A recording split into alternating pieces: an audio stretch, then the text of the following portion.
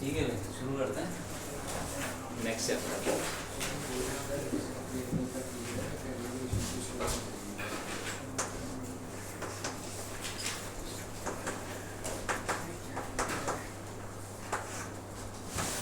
Current electricity क्या होता है? Current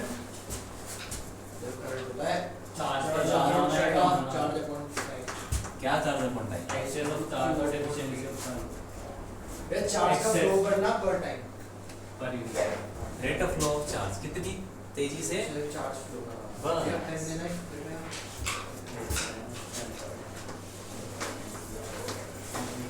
rate of flow of charge dq by dt, जैसे रेट ऑफ पोजीशन का change, rate of change of position, velocity देते हैं, rate of change of velocity acceleration, वैसे ही है। इसकी यूनिट क्या है? एम्पियर कुछ नहीं है यार, छोटी चीज है, तुमने पढ़ रखा है। एक ऐसी क्वांटिटी है स्केलर, हाँ ये बात है।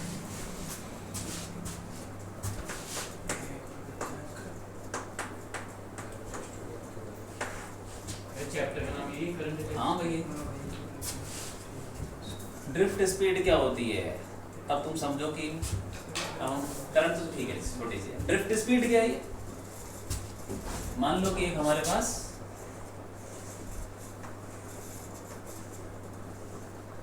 एक कंडक्टर है, ठीक है, सिलेंडर मान लो जो मर्जी।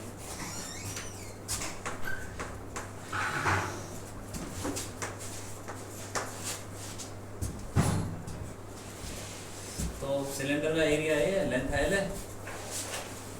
इसको हमने क्या कर दिया? बैटरी से जोड़ दिया। क्या हो जाएगा? Potential difference. बैटरी का काम होता है कि पोटेंशियल डिफरेंस प्रोवाइड करेगा तो इलेक्ट्रॉन्स फ्लो होगा।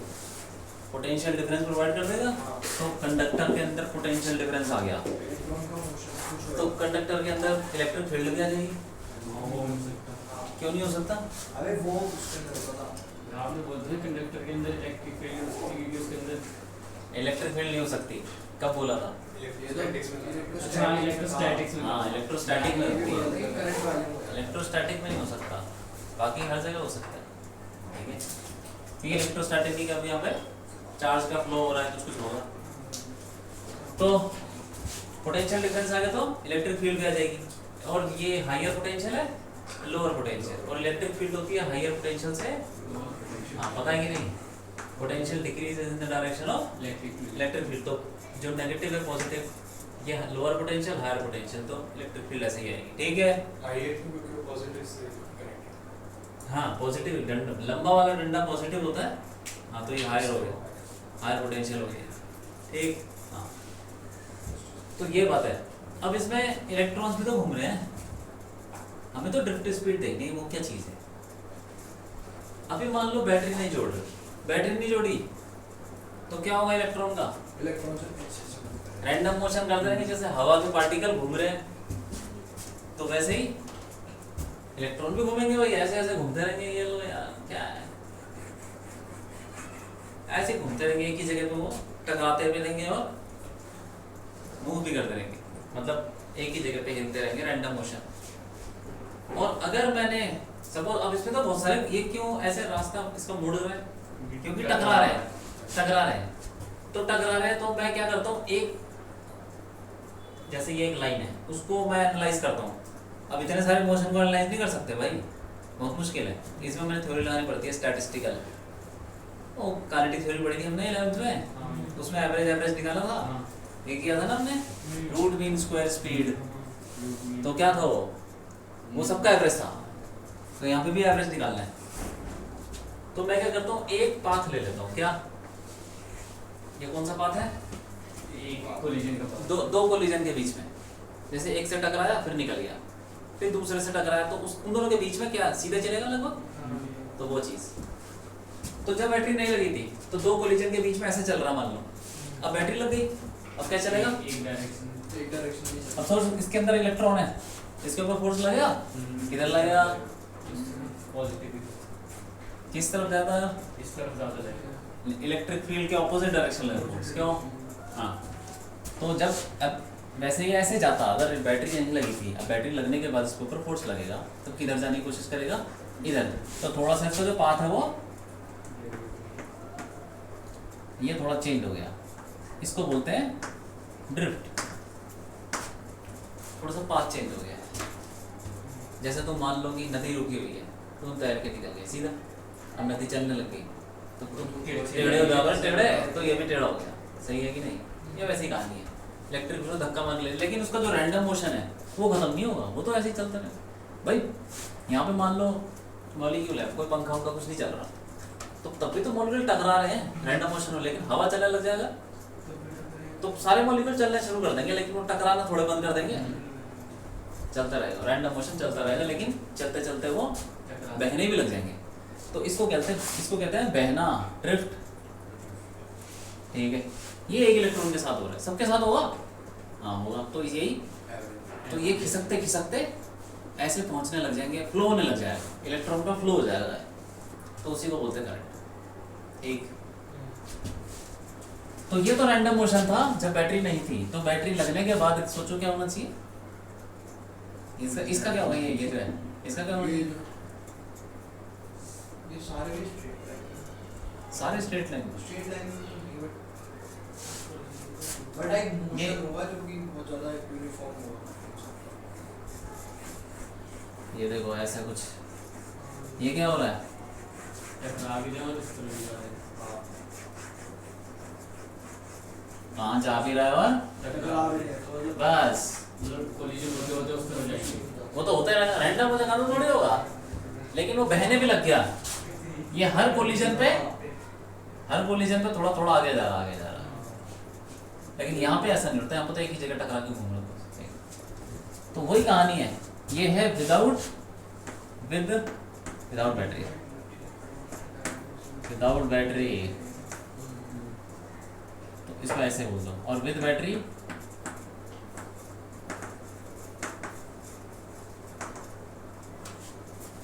ठीक है। समझ गए कहानी को? ये ड्रिफ्ट आ गई। अब हमें बस का फॉर्मूला निकालते हैं और कुछ नहीं है। एवरेज एक इलेक्ट्रॉन का निकालेंगे, सबको एवरेज कर देंगे। तो बताओ सबसे पहले फोर्स कितना लगेगा, जल्दी बोलो। इलेक्ट्रिक फील्ड मान लो ई, फोर्स बताओ क्यू ई और ई, ठीक है। मास इनटू एक्सेलरेशन होता है फोर्स होता है मास इनटू एक्सेलरेशन, बड़ा ये हो गया। एक्सेलरेशन आ गया e upon m, acceleration constant है, तो हम v equal to u plus a t लगा सकते हैं दो कोलिजन के बीच में। तो v equal to u plus a t, ये ठीक है चीज है, ये ठीक है। कौन सी लो कहाँ पे? हम इसकी बात, एक कोलिजन दो कोलिजन के बीच की बात कर रहे हैं, तब तो फ्रीली मूव कर रहे हैं उस तरफ टकरा, यहाँ से लेके वहां तक, वहाँ पे टकराने। हाँ वहाँ पे पहुँच गए, जो यहाँ पे पहुँच गया यहाँ पे फाइनल, और इनिशियल तो यहाँ पे था, ठीक है। तो फाइनल वेलोसिटी ये है और इनिशियल वेलोसिटी कुछ होगी जो भी होगी। एक्सेलरेशन का फॉर्मूला लिखते हैं e equal to u plus e t upon, सही है कि नहीं? अब क्या करना है हमको? एवरेज लेना है, सब सारे इलेक्ट्रॉन्स पे एवरेज कर दो। तो समेशन किया और divide by total number of electrons जितने भी हैं उसके अंदर सबसे डिवाइड कर दिया। ऐसे ही करते हैं समेशन n, और ये भी समेशन का मतलब सारी सबकी वेलोसिटी ऐड कर दी और टोटल नंबर से डिवाइड कर दिया। ये क्या चीज़ है? इसी को बोलते हैं ड्रिफ्ट स्पीड। एवरेज वेलोसिटी जो भी आ रही है उनकी वही ड्रिफ्ट स्पीड हो गई vd, ठीक है। सोच के बोलो ये क्या होना चाहिए? इनिशियल वेलोसिटी कब? जब इस पॉइंट पे बैटरी नहीं लगी, तो बैटरी लगने से जस्ट पहले क्या एवरेज वेलोसिटी होगी उसकी? जीरो, क्योंकि सब रैंडम। इसका एवरेज क्या होगा? कुछ नहीं होगा, जीरो ही होगा। ऐसे सारे इलेक्ट्रॉन्स का एवरेज, ये दोनों, ये इनिशियल है और ये फाइनल है। इनिशियल वेलोसिटी का एवरेज जीरो है, क्योंकि बैटरी लगने से पहले सब रैंडम मोशन हो रहा था, सबका एवरेज जीरो, तो ये जीरो है, जीरो। और ये क्या हो जाएगा? ये ई कांस्टेंट है, क्या इलेक्ट्रिक फील्ड कांस्टेंट, मतलब जो भी होगी वो बदलेगी नहीं, और m n टाइम्स वो मास है इलेक्ट्रॉन का, वो भी बदलेगा नहीं, तो समेशन टाउ अपॉन n, ठीक है। और इसको हम बोलते हैं एवरेज टाइम। कौन सा टाइम होगा एवरेज? कोलिजन का। हाँ, बस दो कोलिजन के बीच, वही तो ले रहे थे हम, दो कोलिजन के बीच में ले रहे थे, तो उसका टाइम है। तो इसको बोलते हैं कि d equal to e tau upon m, ठीक है। ये हो गई ड्रिफ्ट स्पीड डी, और टाउ क्या चीज़ है? रिलैक्सेशन टाइम बोलते हैं इसको।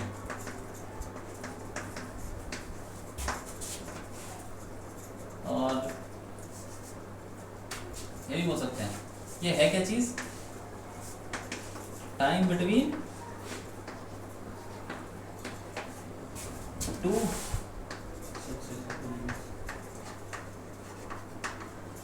consecutive collisions।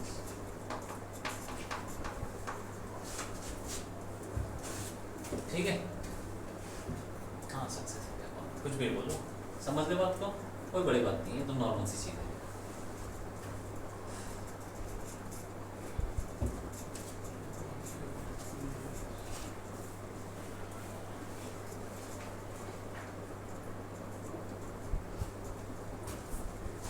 लिख लो,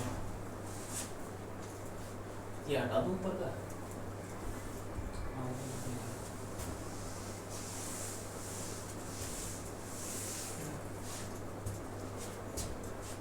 अभी हमें करंट भी निकालना है, ड्रिफ्ट स्पीड हो गई, करंट निकालना है। करंट क्या होता है? वही चार्ज जो पास हुआ पर unit time, charge pass per unit time.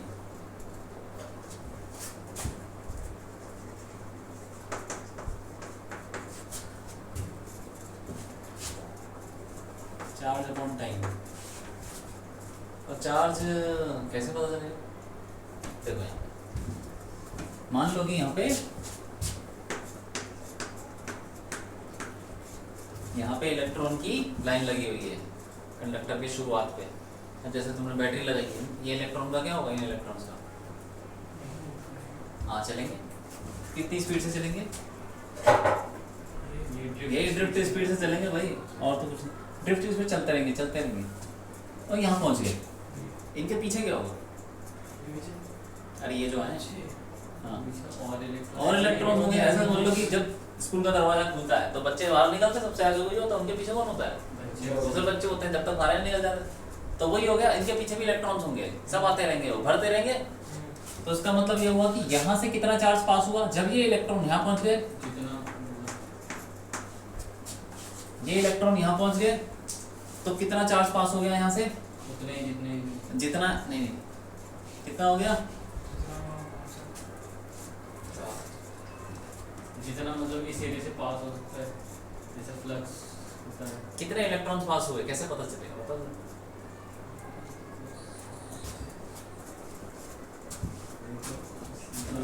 इसका एरिया अपॉन इलेक्ट्रॉन का एरिया इस तरीके तो ऐसे समझाओ ना, स्टेटमेंट में बताओ क्या होगा? कितने इलेक्ट्रॉन्स होंगे जो पास हो गए? चार्ज भी बने। छोड़ो charge, area of surface divide by area of electron. Formula नहीं, फॉर्मूले वाले स्टेटमेंट बताओ।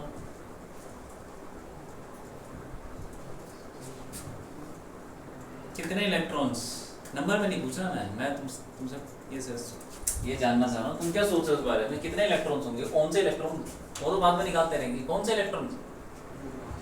हाँ हाँ बोलो बोलो। जो वहाँ से स्टार्ट होंगे वही तो रहेंगे। यही वाले, मतलब मैं कि ये इलेक्ट्रॉन्स काउंट कर लूँ?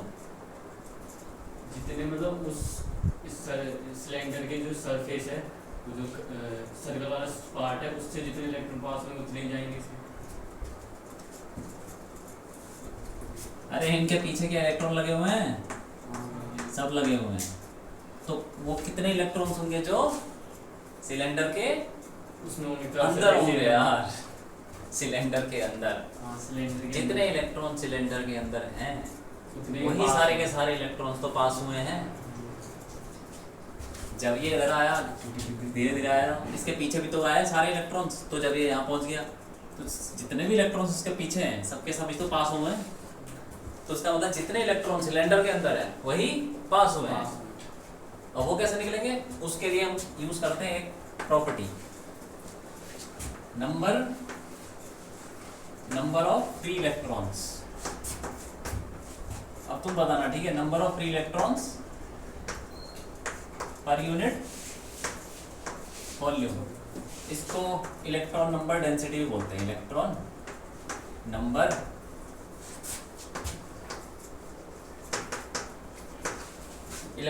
Density, number of free electrons पर यूनिट वॉल्यूम। अब बताओ, ये एन भैया वही एन छोटा है हाँ, कितने पास कर रहे हैं क्या लिख रहे हैं, n number of free electrons per volume. Per unit volume.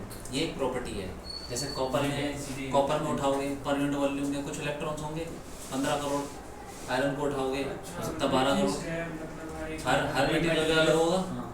जैसे तुमसे बोलता हूँ कि पानी का एक बूंद ले लो या एक मोल ले लो, उसका मास कुछ होगा, जैसे रेजिस्टिविटी का एक बूंद ले लो उसका मास। हाँ वही जैसे रेजिस्टिविटी होती है, जैसे हाँ, तो ये हर मटेरियल पर डिपेंड करता है कि नहीं। हाँ आप बताओ कितने इलेक्ट्रॉन्स ये इनके अंदर पास हुए हैं, कैसे निकलेगा, बताओ जल्दी बताओ। हाँ,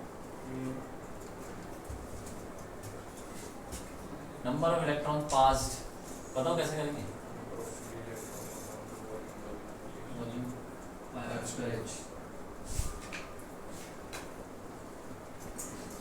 हाँ हाँ बोलो,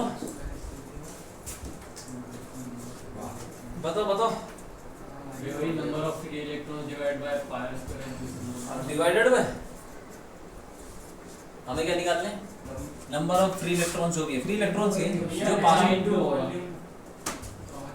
अरे पाई यूनिट वॉल्यूम है n, मैं वॉल्यूम को उधर ले जाऊं n से मल्टीप्लाई कर दूं तो क्या आ जाएगा, नंबर ऑफ फ्री इलेक्ट्रॉन्स।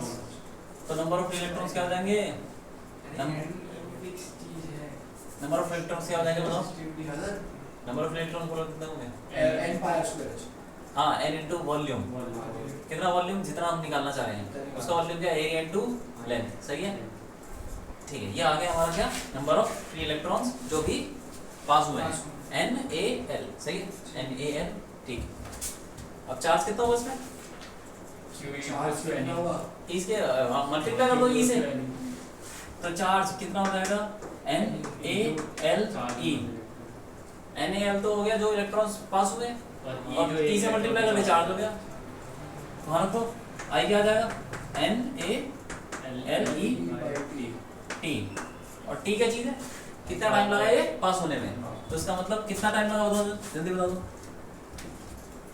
ये जो एवरेज टाइम था, तो दो कोलिजन के बीच में टाइम है यार, ये कौन सा टाइम है, ये हम बात कर रहे हैं कौन सा टाइम, कितना टाइम लगा ये सारा चार्ज पास होने में, पूरे चार्ज को पास होने में कितना टाइम लगा।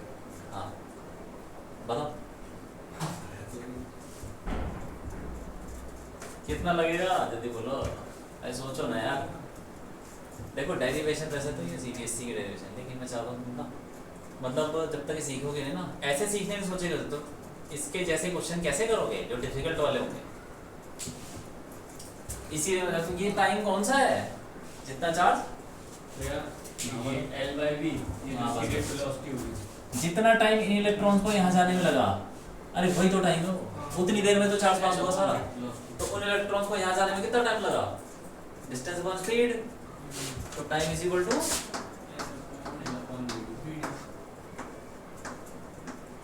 डिस्टेंस अपॉन स्पीड, एल कट गया तो आई क्या आ गया, NaEV, सही है कि नहीं, ये बात आई है, ठीक।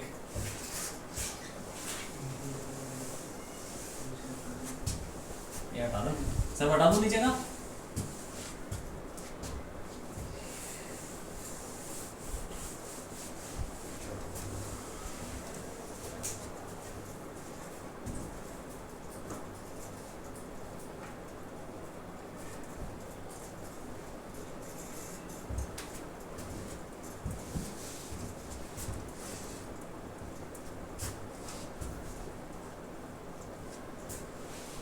जैसे मैं असाइनमेंट भेजूंगा तुरंत करने लग जाना, ठीक है, देर मत करना कि ये हो गया वो हो गया, क्योंकि ये ज़्यादा बड़ा असाइनमेंट नहीं है ना, तो बड़ा तो है लेकिन ज़्यादा मुश्किल नहीं है, एक जैसी चीज़ है इसके अंदर।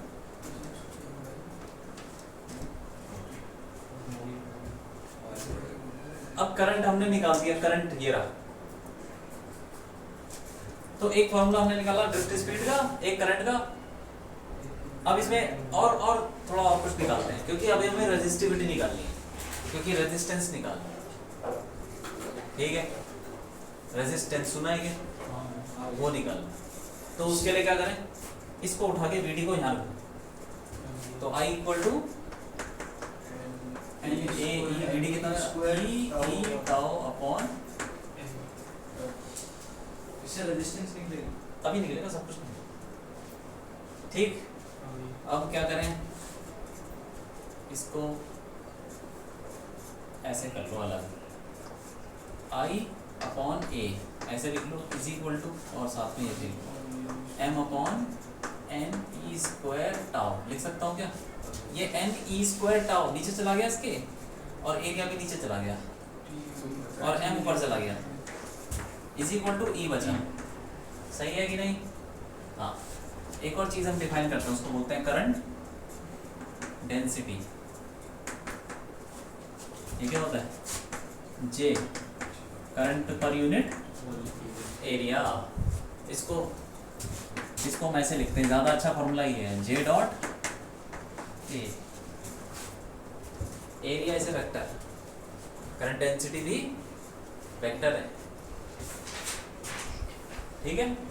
पहला मतलब डिफाइन ऐसे करते हैं ना, तो वैसे तो तुमको बता देते ये कर लो, लेकिन ये है, ये जे डॉट ए दोनों वेक्टर है।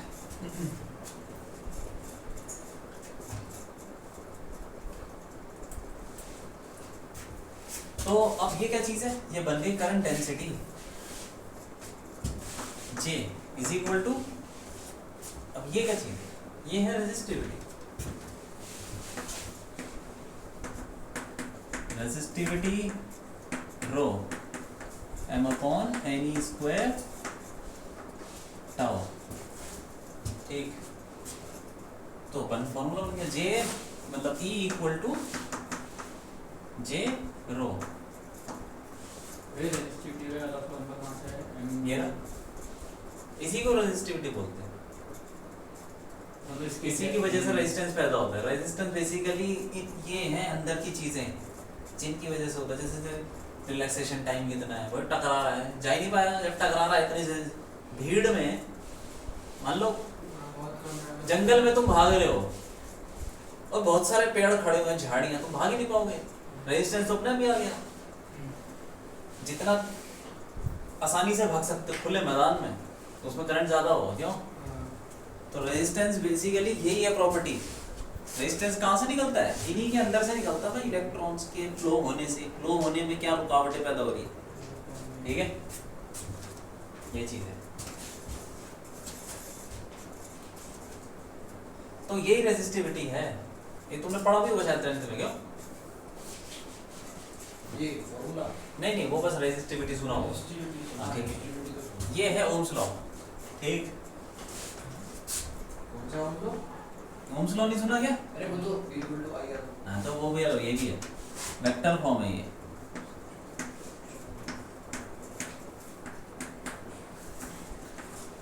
Vector form of Ohm's law है ये, E इक्वल टू जे रो। अभी हम वो भी निकाल लेंगे, स्केलर फॉर्म।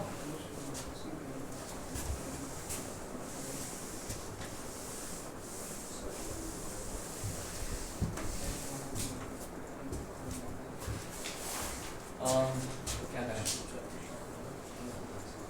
अच्छा इधर इसी फॉर्मूले में आ जाओ। E को लिख सकते हैं, अरे V इक्वल टू, बोलो पोटेंशियल डिफरेंस कितना है, V और लेंथ L है, E क्या रिलेशन होगा V E L में, बताओ। v equals to e equal, हाँ, V इक्वल टू ED होता है, ED cos थीटा, तो V equal to ED EL, तो E equal to V by L, तो यहाँ पे रख देंगे V बाय L। तो इसी फॉर्मूले में ऐसे लिखेंगे, I into I upon M upon N E square tau, और L यहाँ चला जाएगा, V यहाँ बच जाएगा, E equal to V by L, और L वहाँ चला गया। सही है कि नहीं? अब ये तो रो है, तो V is equal to I rho L by A, सही है कि नहीं? लिख सकते हैं। और यही रेजिस्टेंस है, V is equal to I R, resistance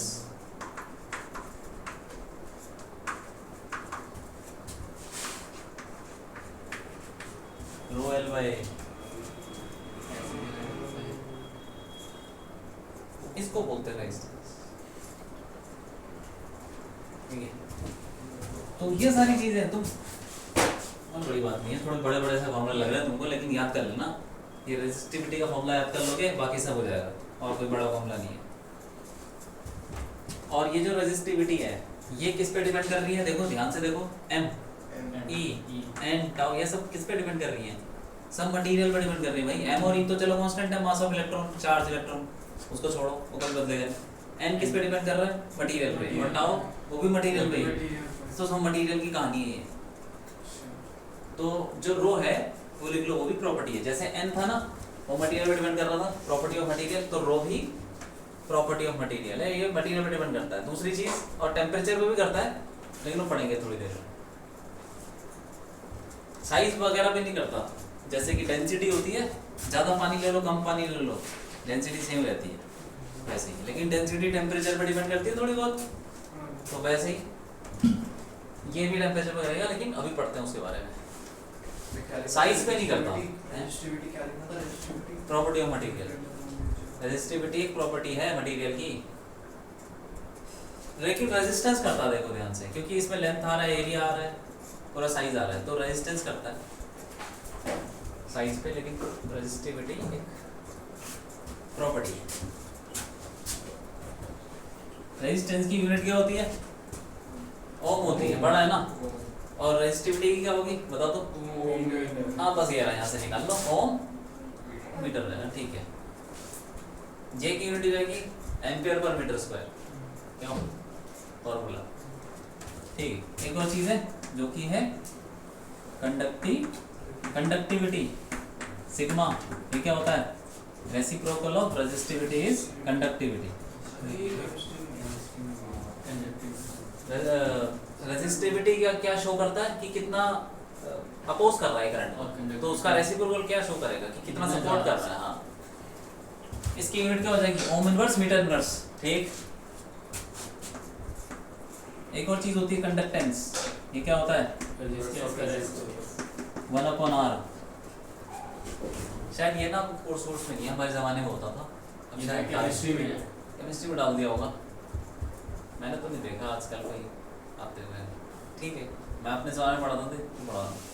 resistance का रेसिप्रोकल हो गया, इसकी यूनिट हो जाएगी ओम इनवर्स, ठीक है। क्या होती है वो? मोह भी सुना है क्या? मोह बोलते हैं, वो साइमन मोह की स्पेलिंग उल्टा कर दो तो मोह हो जाता है। वो साइमन की होती है, साइमन, हाँ, साइमन किसकी होती है? इसी की ओम के उल्टे की, हाँ ठीक है, खैर छोड़ो जो भी है। ये हो गया। एक और चीज होती है, उसको बोलते हैं मोबिलिटी। मोबिलिटी है क्या केमिस्ट्री में? मतलब ऐसे इस्तेमाल करते हैं, मूवमेंट ऑफ आयंस। हाँ, तो वीडी अपॉन इलेक्ट्रिक फील्ड, ये ऐसे है, drift speed per unit electric field को मोबिलिटी बोलते हैं।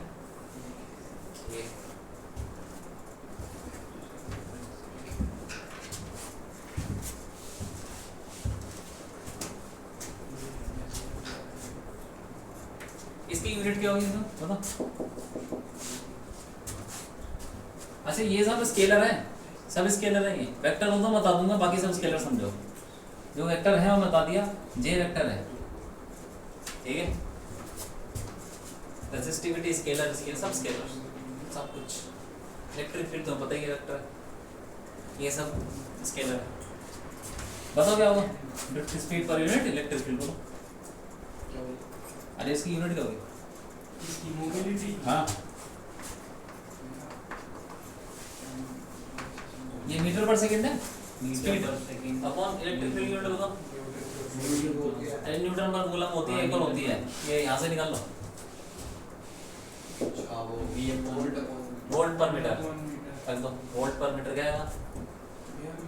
मीटर स्क्वायर हाँ मीटर स्क्वायर पर second second inverse volt inverse हाँ वही, मीटर स्क्वायर पर सेकंड वो मीटर स्क्वायर पर वोल्ट सेकंड, ठीक है, बस लिख लो।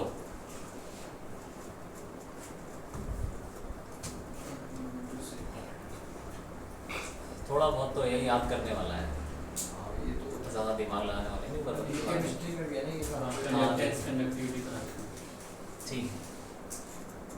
मोबिलिटी बस ये होती है कि ड्रिफ्ट अपॉन इलेक्ट्रिक फील्ड। बस तो इसका एक और फॉर्मूला निकालो, drift speed upon electric field हो तो क्या, और ड्रिफ्ट स्पीड का फॉर्मूला था ना, वहीं से निकाल के देखो। ड्रिफ्ट स्पीड के नीचे इलेक्ट्रिक फील्ड डाल दो, बताओ क्या है। ई से कैंसिल हो जाएगा हाँ ई टाउ अपॉन एम बस ई टाउ बाय एम आ गया। तो ये मोबिलिटी किस पे डिपेंड कर रहा है, ई और एम तो कांस्टेंट है, बस टाउ पे डिपेंड कर रहा है।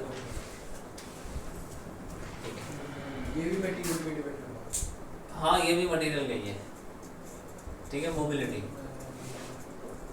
तो कंडक्टिविटी, सारी चीजें ये कंडक्टिविटी ये भी मटेरियल पे डिपेंड करती है, रो के अंदर आ गया ये मटेरियल, ये रेजिस्टेंस है तो ये नहीं करता। हाँ ठीक, ये लिख लिया, हटा दो उसको ऊपर वाला, ठीक है।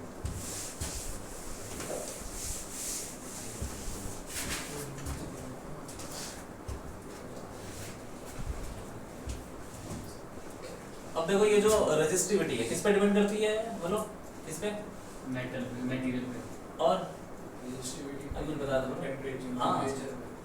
क्योंकि यहाँ पे कहाँ है फॉर्मूला रेजिस्टिविटी का, यार एम और ई तो कांस्टेंट है, ये एन एन को नंबर ऑफ फ्री इलेक्ट्रॉन्स है, तो किसी मेटल के और किसी मेटल के लिए तो कांस्टेंट रहेंगे, क्या होंगे वो tau. Relaxation time change relaxation time change हो सकता है टेम्परेचर बढ़ाने से घटाने से। टेंपरेचर बढ़ाने से तो कम हो जाएगा नहीं बताओ क्या होगा कंडक्टर के लिए, बताओ क्या होगा अगर मैं ये बनाऊंगा, मान लो ग्राफ बनाऊंगा किसका, रेजिस्टिविटी और टेम्परेचर, रेजिस्टिविटी और टेम्परेचर, बताओ क्या होगा, टेम्परेचर बढ़ाने से क्या होगा, रेजिस्टिविटी कम हो जाएगी कम हो जाएगी। क्योंकि रिलैक्सेशन टाइम कम हो जाएगा टेंपरेचर बढ़ाने पे ना काइनेटिक एनर्जी आएगी टाइम और और तेज तो रिलैक्सेशन टाइम कम हो जाएगा, रिलैक्सेशन टाइम कम हो जाएगा तो वो बढ़ जाएगा। तो बड़ा बोला ना, बढ़ेगी बढ़ जाएगी, क्यों सही है कि नहीं। हाँ छोड़ कंडक्टर है ये, कंडक्टर में जो एन होता है वो कांस्टेंट सोडियम ने एक इलेक्ट्रॉन दे दिया, कॉपर ने 2 इलेक्ट्रॉन दे दिए, उसके ज्यादा कुछ नहीं देने वाला हो। ऐसे नहीं कि टेम्परेचर बढ़ाने से ज्यादा दिन लग जाएगा, नहीं। क्या बोला था? अरे इलेक्ट्रॉन कांस्टेंट रहते हैं ना उसके, फ्री इलेक्ट्रॉन्स कंडक्टर के, ठीक है। तो एन कांस्टेंट रहता है इसमें कंडक्टर में, और टाउ चेंज होता रहता है, मतलब टाउ क्या होगा, कम हो जाएगा तो रेजिस्टिविटी बढ़ जाएगी, तो रेजिस्टेंस भी बढ़ जाएगा किसी भी मटेरियल। गर्मियों में रेजिस्टेंस बढ़ जाता है, ठीक। अब इधर आ जाओ, रेजिस्टिविटी और टेम्परेचर का किसके लिए, सेमीकंडक्टर या फिर इंसुलेटर। अब देखो इसमें क्या है, सेमीकंडक्टर का तुमने पढ़ा है कुछ, सिलिकॉन का स्ट्रक्चर देखा है, इसका सिलिकॉन ये देखा, अरे ये लिख लिया क्या नीचे वाला, ऐसे ही होता है 8 सिलिकॉन कैसे, अरे कैसा होता है structure? ऐसे एसिड तो सल्फर होता है यार ऐसा ही होगा ऐसा ही अरे ऐसा ही तो सिंपल होता है यार, देखने में कैसा होता है, बॉन्ड बनते हैं कि नहीं उसमें। ऐसा ही है। हाँ कुछ कार्बन में बॉन्ड होता है, हाँ कार्बन कैसे एग्जिस्ट करता है, ऐसे ही खुला बॉन्ड नहीं बनाता। शेप्स होते हैं हाँ तो डायमंड की शेप कैसी होती है, डायमंड की तो टेट्राइड हाँ तो कार्बन कैसे बॉन्ड बनाता है, हाँ कितने, एक हाँ तो सिलिकॉन नहीं बना, वो भी तो सिलिकॉन सिलिकॉन भी क्या, ये पढ़ा नहीं क्या तुमने, बड़ा डब्ल्यू करके कुछ स्ट्रक्चर बनाता है सिलिकॉन डब्ल्यू नहीं, हाँ वैसे ही बनाया जैसे कार्बन बनाता है, बस कार्बन में स्ट्रॉन्ग बॉन्ड होते हैं, वो तगड़ा होता है। ये जो सिलिकॉन है ये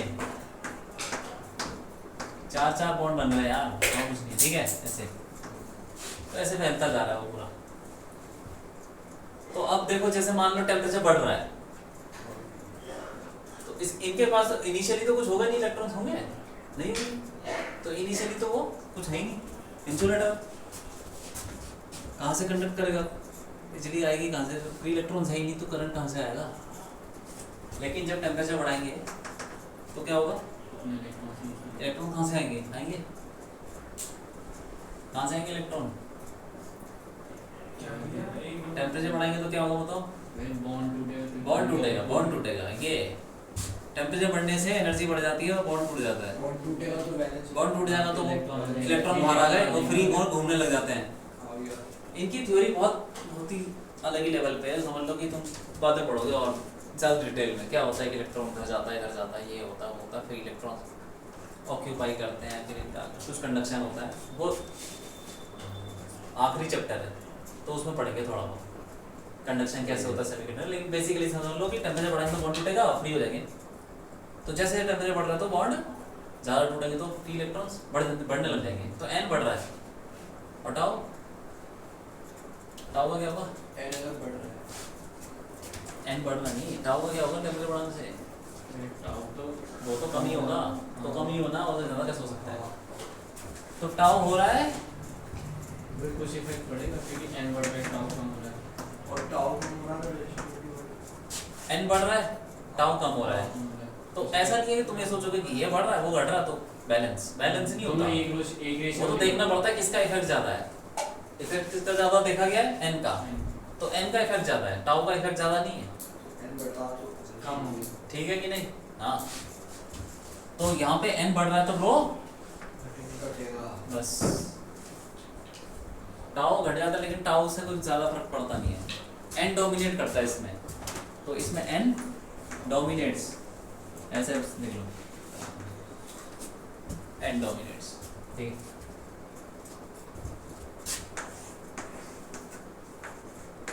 एक और ग्राफ बनाते हैं, वो है अलॉय के लिए, अलॉय, ठीक है। इसके सेमीकंडक्टर के एग्जांपल क्या है, सिलिकॉन ही हो गया, जर्मेनियम हो गया, ये सब हो गया, जो भी उसके नीचे के हैं। और कौन सा होता है जर्मेनियम के नीचे, एंटीमनी, एंटीमनी, आपको सही बताओ, मैं तो जर्मनी में बता रहा हूँ। अच्छा सिलिकॉन का था ना, सिलिकॉन तो पता है। ठीक है। तो कंडक्टर में क्या, कॉपर आयरन ये सब है, इसमें सिलिकॉन जर्मेनियम हो गया। अलॉय में कुछ खास अलॉयज होते हैं, जैसे कि नाइक्रोम, नहीं ये गीले आर्सेनिक का एक अलॉय भी तो होता है, इसमें सेमीकंडक्टर में आता है। कौन सा, गीले आर्सेनिक का एक अलॉय, गैलियम आर्सेनिक, हाँ कहाँ सुना, ये केमिस्ट्री में पढ़ा था। सोलर सेल, हाँ कोई बात नहीं, ऐसा उसमें ऐसे बताया था, हाँ सेल होते हैं। चैप्टर चल रहा था। देखो सेमीकंडक्टर तो बहुत होते हैं, मैं तो बेसिक तुम्हें ऐसे ही बता देगा, और चैप्टर पढ़ेंगे तो कंपाउंड भी होते हैं सेमीकंडक्टर के, कई जगह यूज होते हैं। नाइक्रोम,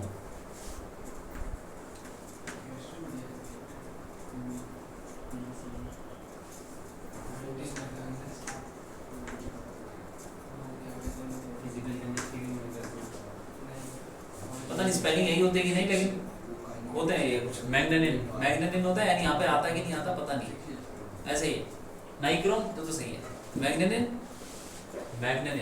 ठीक है। और एक और होता है कॉन्स्टेंटन, कॉन्स्टेंटन की स्पेलिंग भी शायद सही है, जो भी होगी। 3 ये तुमको याद रखने, क्योंकि सीधा पूछ लेते हैं। ये अलॉय है, अलॉय, हाँ, जो इन अलॉय मतलब इनका ग्राफ ऐसा ही है, इन सब का ग्राफ एक जैसा है, तो इनकी रेजिस्टिविटी क्या होती है, ये क्या हो रहा होगा, कांस्टेंट नहीं है, बहुत धीरे धीरे बढ़ रहा है, ऑलमोस्ट कांस्टेंट। तो इनको यूज करते हैं हम किसमें, used in heating elements. Heating element बोले तो क्या, हीटर हो गया, गीजर हो गया, ये सब हो गया, जो टोस्टर वोस्टर होता है, जिनमें बेसिकली वो हीटर लगा होता है, ठीक है, जो गर्म करते हैं। वो तो फिर वो भी हो गया, वो एक जो फ्रेश में क्या लगता है माइक का, हाँ हाँ नाइक्रोम। वो लाइन और तुमने आपने देखी होगी सफेद रंग की डिस्क जिसमें सांप सा बना होता है, हाँ। स्प्रिंग बड़ी होती है, तो हीटर ही तो लाल हो जाता था। अब वही है नाइक्रोम, गीजर में भी वही लगा होता है, रॉड नहीं होती पानी गर्म करने वाली, हाँ वो पानी में जो डालते हैं रोड वो भी वही है, अंदर वही होता है अंदर। नाइक्रोम ही होता। हाँ सफेद सफेद तो वो हो गया, कलर के वायर होते हैं। तो इंसुलेटर है सफेद सफेद, सफेद सफेद इंसुलेटर जो होता है उसके होगा वो नाइक्रोम। जो तार होती है स्प्रिंग वाली वो है नाइक्रोम, जो गर्म होती है एक्चुअल में। उसको घुमाते भी ना ताकि लेंथ थोड़ी करी हो। वो घुमाते हैं इसलिए ताकि वो छोटा हो जाए। हाँ वो मतलब कि लेंथ इतना ज़्यादा लंबा हीटर, ज़्यादा लेंथ कवर कर सके। ज़्यादा लेंथ कवर कर सके कम उसमें। हाँ ताकि छोटा हो। ठीक है, ये हो गया। अब इसका एक फॉर्मूला भी है रेजिस्टिविटी का, resistance ρ2 equal to ρ1 1 plus alpha T2 minus T1। तो थर्मल एक्सटेंशन है। हाँ ये वैसा ही है कुछ टेम्परेचर बढ़ाने से, लेकिन यहाँ पे ध्यान रखें, इसका ध्यान रखो, टेम्परेचर बढ़ाने से रो बढ़ रहा है तो कंडक्टर के लिए अल्फा क्या होगा, पॉजिटिव होगा, और इसका घट रहा है तो alpha,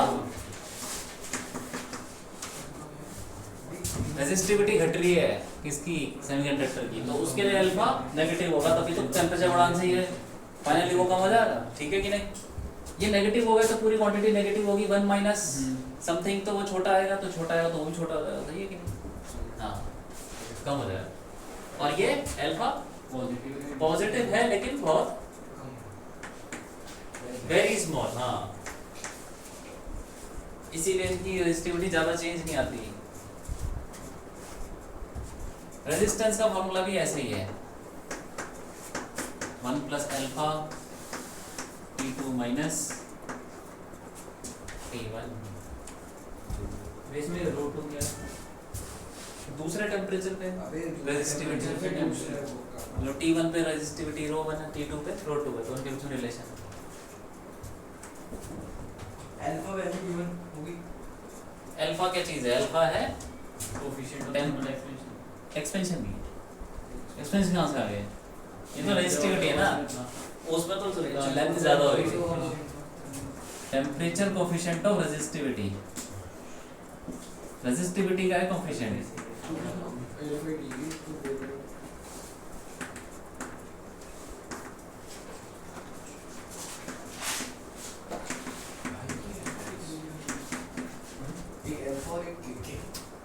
temperature coefficient of resistivity, ठीक है,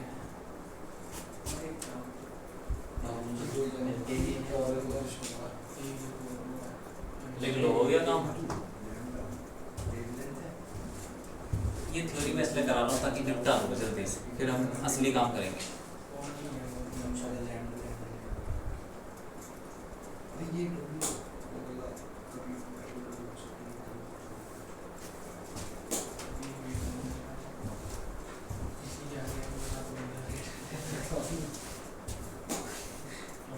और लिख लेगा सब कुछ, हटा दो।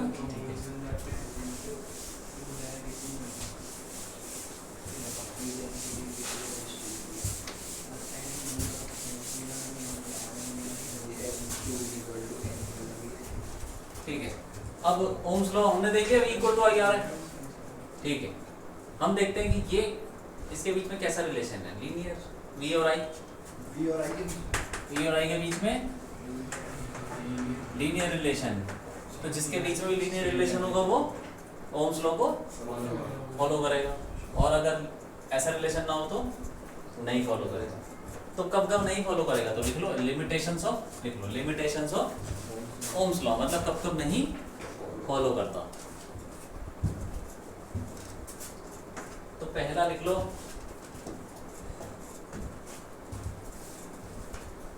when graph is not, when VI graph is not linear, ये तो सिंपल सी बात है, जब लीनियर नहीं होगा तो फॉलो नहीं करें।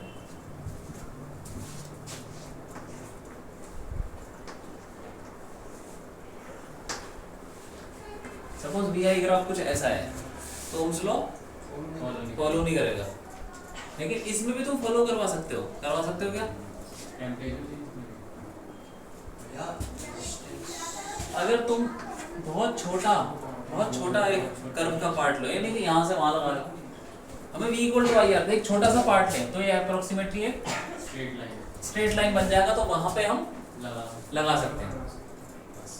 तो तुमको कैसे लगाओगे, यहाँ पे i है और यहाँ पे कुछ होगा i1 i2 जो भी होगा, i1 i2 दो करंट होंगे लेकिन बहुत पास होंगे वो, और ऐसे ही यहाँ पे v1 और v2 दो वोल्टेज होंगे, तो रेजिस्टेंस क्या हो जाएगा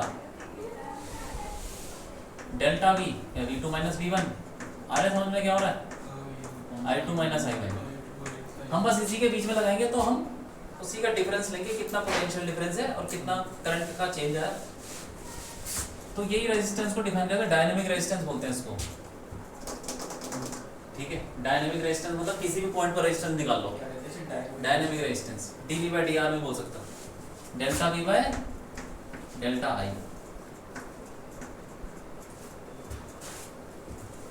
पूरे पे ओम्स लॉ लगा सकते हैं, लेकिन छोटे छोटे टुकड़ों पे लगा सकते हैं जहां जहां पे अप्रोक्सीमेटली लीनियर है। ठीक है, दूसरा लिख लो,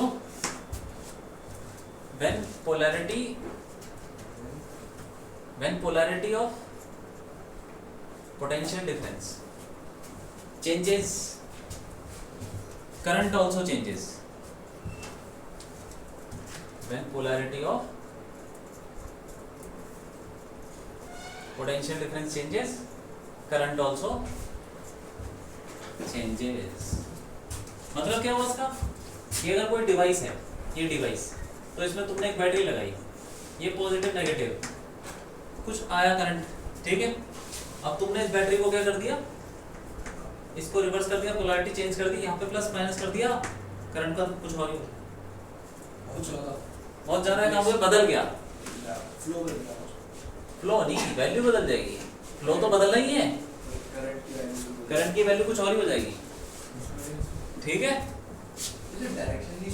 बैटरी डायरेक्शन तो चेंज होनी ही है, लेकिन वैल्यू पे पता नहीं कुछ और हो जाएगी। बैटरी को उसको उल्टा ही करा, उसका पोटेंशियल डिफरेंस, अरे तभी तो ये जो डिवाइस जो होगा ये ओमिक डिवाइस नहीं है, इसीलिए ऐसा हो रहा है। होता है कभी कभी ऐसा, तुमको मैं बोलूँगा तुम यहाँ से करंट डालो, मतलब एक तरफ से तुम पढ़ोगे सब बाद में, सच में एग्जिस्ट करते हैं, ये कोई हवाबाजी नहीं है। एक ऐसा डिवाइस होता है, इसको बोलते हैं डायोड, सेमीकंडक्टर डायोड। तुम अगर बैटरी ऐसे जोड़ोगे, करंट जाएगा मस्त नॉर्मल जैसे जाता है, तो बैटरी ऑपोजिट कर दी, गायब, करंट कोई करंट नहीं है, मतलब एक तरफ में अलाउ करता, दूसरी तरफ में अलाउ नहीं करता।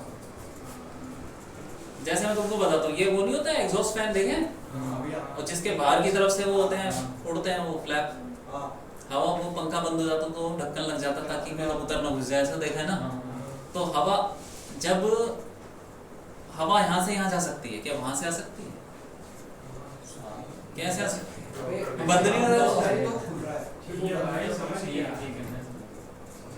क्यों, समझ में नहीं आया क्या। ये मान लो ये ढक्कन है और यहाँ पे ऐसा है, ये दीवार है, ठीक है, यहाँ पे पंखा लगा रखा है और यहाँ पे ये ढक्कन है, ठीक है, और यहाँ पे वो क्या करता हूँ उसको हिंज करने वाला, तो यहाँ से हवा जाएगी तो ये खुल जाएगा, ऐसा हो जाएगा, ठीक है, और ये बंद हो जाएगा पंखा तो ये लटक जाएगा, फिर यहाँ से हवा आएगी, ये जो दीवार है ये नहीं जाने देगी उसके अंदर नहीं जाता, ठीक है।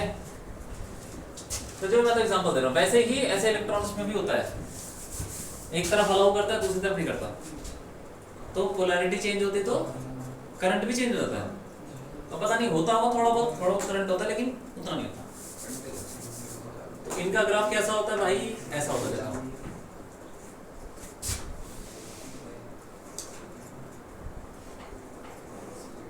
दोबारा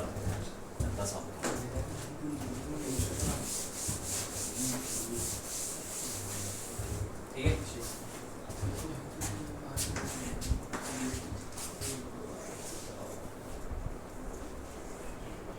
ये देखो कुछ अजीब ही, ये वोल्टेज है, ये करंट। पॉजिटिव वोल्टेज में कुछ अलग ही ग्राफ है, नेगेटिव में तो ऐसा सच में होता है। ये किसका है, ये वही जो बताया था अभी, सेमीकंडक्टर डायोड का। ये मिली एम्पेयर में करंट है, माइक्रो एम्पेयर में, ये सब तुमको पूछने की जरूरत नहीं है, तुम्हें समझ लो कि बस लिमिटेशन क्या है, जब पोलैरिटी हाँ जब पोलैरिटी चेंज होती है करंट भी चेंज हो जाता है, कुछ अलग ही हो जाता है, तो वही है। ये क्या है? ये क्या है?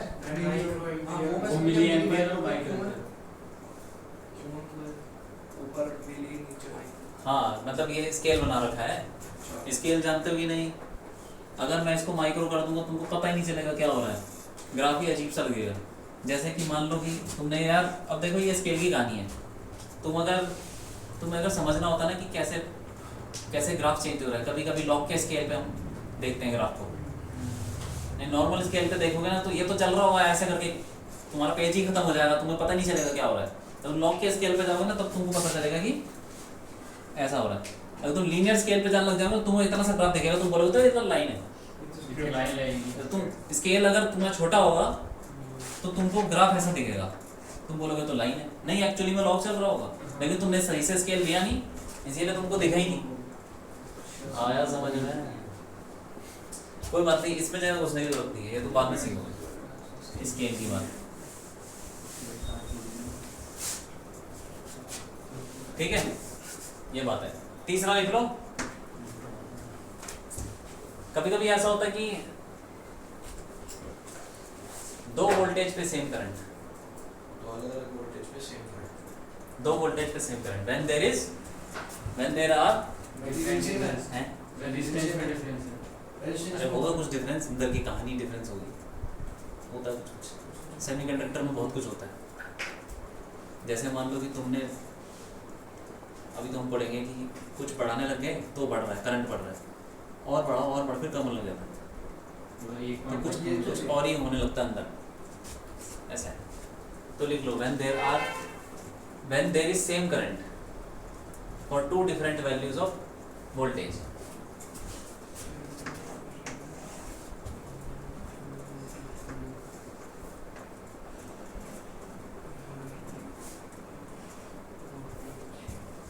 जैसे ये मान लो ऐसा,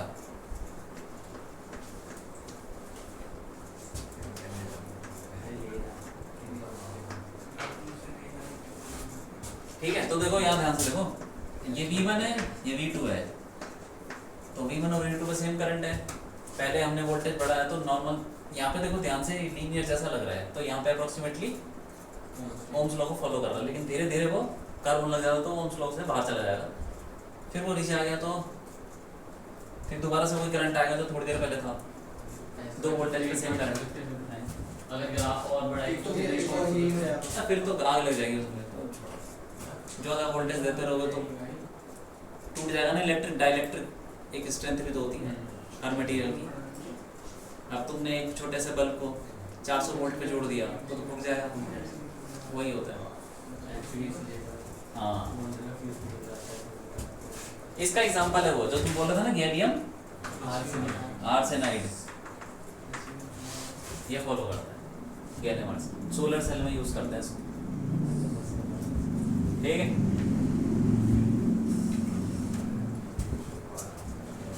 ये भी क्या ही है? इसका एग्जांपल लिख सकते हो,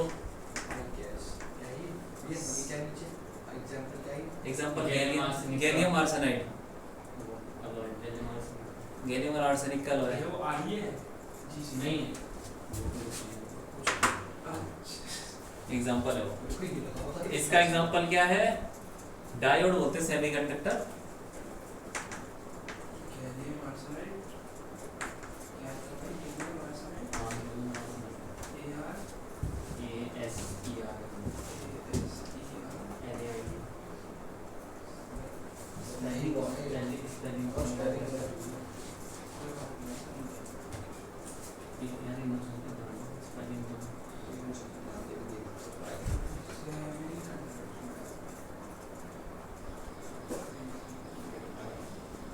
ठीक है भाई, टाइम क्या हो गया कितना?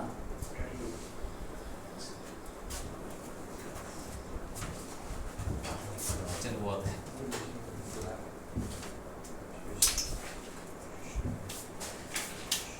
ये मैंने बता दी, मैक्सिमम ना क्या है इसमें, CBSE वाला पोर्शन है मैक्सिमम, बहुत ज़्यादा थ्योरी ज़्यादा है।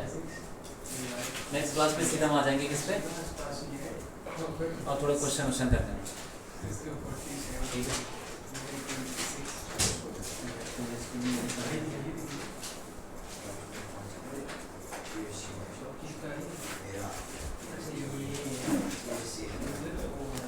बोल तेरा भैया पहले